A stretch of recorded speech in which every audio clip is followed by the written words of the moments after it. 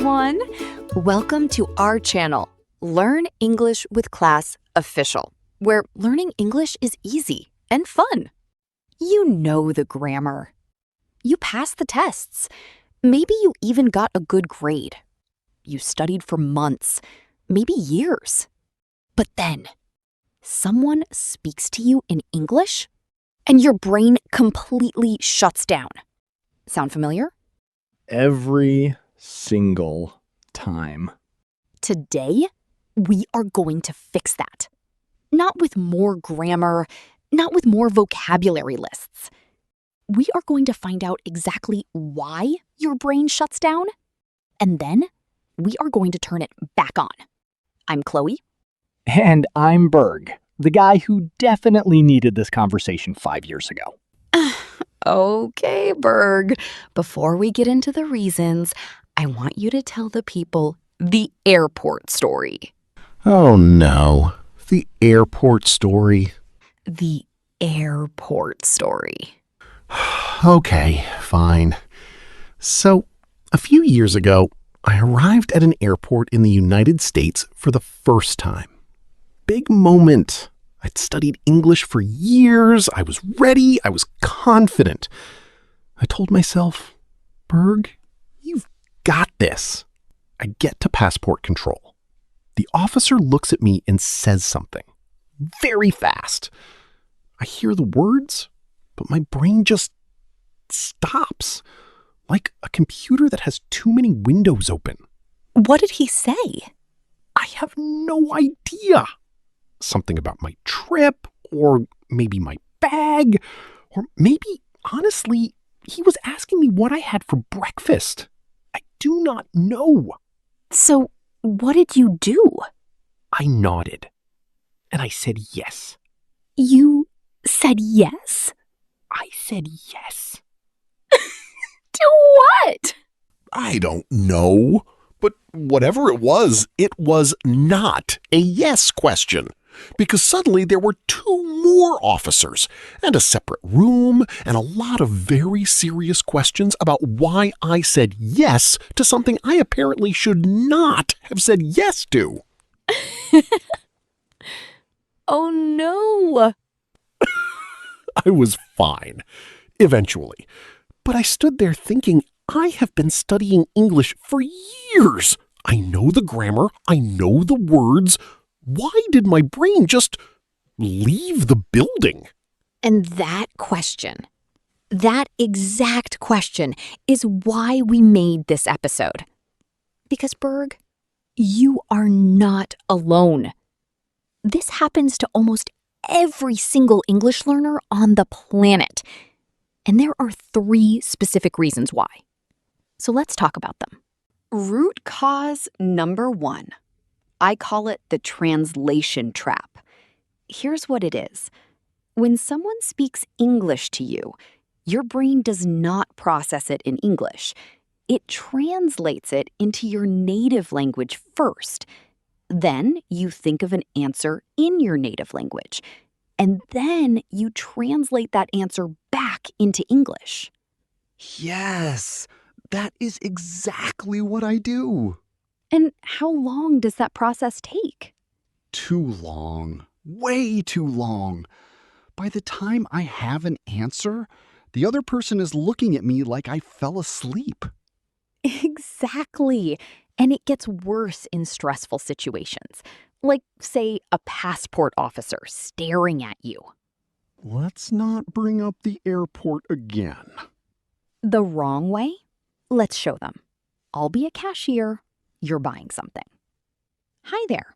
Did you find everything okay today? She is asking, did I find... Okay, she means, did I... Yes, find means... Sir? Yes, I find everything. Good. Now, the right way.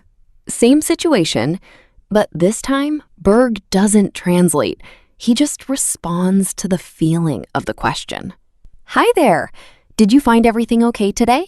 Yeah, I did, thanks. Though I couldn't find the pasta. Is it still in aisle 4? See the difference? He didn't try to be perfect. He just responded naturally. And I actually said something useful. Don't translate word by word. Respond to the meaning and the feeling of what you heard. It doesn't have to be perfect. It has to be natural. Root cause number 2. This one is sneaky because it feels like it's coming from a good place. It's called perfectionism paralysis. Uh-oh. I feel like this one is about me personally. It's about most English learners, Berg. Here's what happens. You want to say something, but before you say it, your brain does a quality check. Is the grammar right? Is my pronunciation okay? Will they laugh at me? And while your brain is running that check, silence. And the conversation moves on without you. Yes. Oh my goodness, yes. I do this constantly. I plan the perfect sentence, and then someone says something new and my perfect sentence is useless now. Right. Let me show you. I'll be your coworker. Hey, Berg. What did you think of the meeting this morning? I think that the meeting was... I believe that it was very productive? No, wait. I think the correct word is efficient? Or perhaps... Okay, I gotta run. Talk later. And she's gone. Because I was writing a novel in my head. Now, the right way. Same question. No perfectionism. Just a real, imperfect human answer. Hey, Berg, what did you think of the meeting this morning? Honestly, a little long. But I liked what Marcus said about the new project. You? Same. Okay, running. Chat later. Was that grammatically perfect? Doesn't matter. It was real. It was natural. The conversation happened. Give yourself permission to be imperfect, because perfect silence is worse than imperfect speech. Root cause number 3. This one is the most honest of all. I call it the practice desert. That sounds dramatic. It is dramatic. Here's the truth. Most people study English, but almost never actually use it. They read about it, they watch videos. Hi, by the way. Hello, viewer. They take tests, but speaking, actual conversations with real humans, very rarely.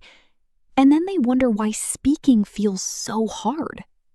It's like, and I remember this, I studied swimming for 2 years. I read about swimming, I watched swimming videos, I knew all the strokes by name. And then I jumped into a pool and sank immediately. Exactly. You can't learn to swim by reading about water. And you can't learn to speak by only reading and listening. You have to actually open your mouth. The wrong way is simple. Doing nothing. Not speaking, not practicing. The right way is what we are about to do right now. A real lie exercise. Together. So now you know the 3 reasons. The translation trap, perfectionism paralysis, and the practice desert. But I want to give you the big picture. The one mindset shift that connects all 3. Okay, I'm ready. Hit me. Fluency is not about knowing more words or knowing better grammar. Fluency is about switching something off. Switching something off? Your inner translator, your inner perfectionist, that voice in your head that stops and checks and doubts and delays. Fluency is what's left when you turn that voice off. So, fluency is less about adding something and more about removing something? Exactly. Can I give you an analogy? Always. Learning to speak English is like learning to ride a bike. When you first try, what do? You think about everything, every second. Okay, lean left. No, lean right. Don't fall. Pedal. Not too fast. Brake. And you crash anyway. And when you know how to ride a bike? You just do it. You don't think. You just ride. Right. The knowledge doesn't go away. The mechanics of cycling are still in your brain, but you're not consciously thinking about them anymore. You've made it automatic. That's what fluency feels like. So right now, my English is like me on a bike with training wheels and lots of instructions taped to the handlebars. And the goal is to take off the training wheels, not to buy a bigger bike. The vocabulary is mostly already there. The grammar is mostly already there. What needs to change is trust. You need to trust yourself to just start talking. That is actually kind of reassuring. Like, I don't have to learn more. I have to unlearn the fear. That's it. That's the whole thing. Write that down. Writing it down. Writing it all down. And we're going to practice that right now. Okay, here is your first exercise. It takes 60 seconds. You are going to say 5 simple sentences out loud, not in your head, out loud, right now, while we are here. Out loud? Like now? Right now. I'll give you the sentence. Don't translate it into your language first. Don't think about it. Just say it, exactly as I give it to you. Viewer, you do this too. Ready? Sentence 1. I'm learning English, and it's going well. I'm learning English, and it's going well. Good. Say it like you mean it. I'm learning English, and it's going well. Sentence 2. I have been studying for a while now. I have been studying for a while now. Sentence 3. Sometimes it's hard, but I don't give up. Sometimes it's hard, but I don't give up. Sentence 4. Every day, I understand a little more. Every day, I understand a little more. And sentence 5. This is the big one. Say it like you actually believe it. I can speak English. I can speak English. Louder, like you mean it. I can speak English. That's it. That's 60 seconds. And you know what? Nobody checked your grammar just then. Nothing went wrong. You said 5 sentences in English, without translating, without planning, without stopping. Yeah, I did. And it felt okay. That's what speaking English feels like when you stop being afraid of it. Okay, so let me make sure I have this. I can't speak English, not because I don't know enough, but because of 3 things: the translation trap, perfectionism paralysis, and the practice desert. And the fix is to trust myself and just talk. That's a perfect summary.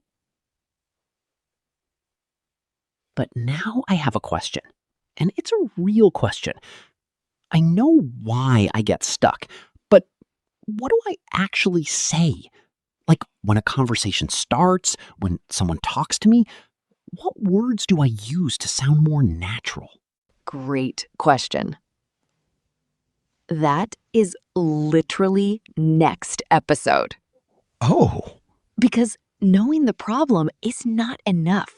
You need the actual phrases, the specific words and sentences that get conversations started and keep them going so you never freeze again. We have 10 of them, and they are the 10 most useful phrases you will ever learn in English. 10 phrases that get conversations started and stop the freezing. 10 phrases. Next episode.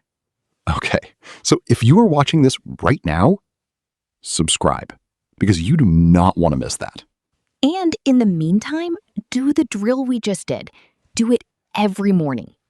5 sentences, out loud, no translating. Can you do that? I'm going to do it right after we finish filming.